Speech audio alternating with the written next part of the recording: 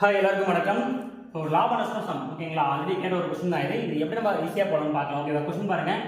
21 பேனாக்களினுடைய அடக்க விலையானது 20 பேனாக்களின் விற்ற விலைக்கு சமம். ஓகேவா, அப்ப இதுல லாபமா நஷ்டமா அதனுடைய சதவீதம் கேட்கிறாங்க. ஓகேங்களா, அப்ப எடுத்து எழுதலாமா, ஷார்ட்டா போடலாம். அப்ப என்ன சொல்றாங்கன்னா 21 பேனாக்களின் அடக்க விலையானது எதுக்கு சமம்னா 20 பேனாக்களின் விற்ற விலைக்கு சமம். இதான் சொன்ன கொஸ்டின்.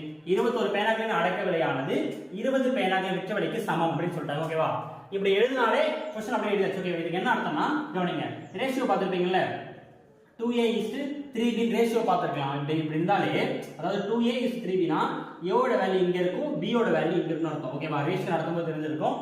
a வேல்யூ அந்த பக்கம் இருக்கும், b வேல்யூ அதே மாதிரி இங்க எடுக்க போறீங்க.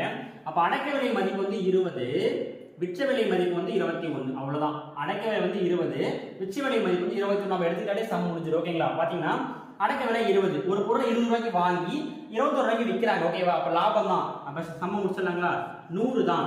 100 தான். அடக்க விலை எவ்வளவு, 20 ரூபாய்.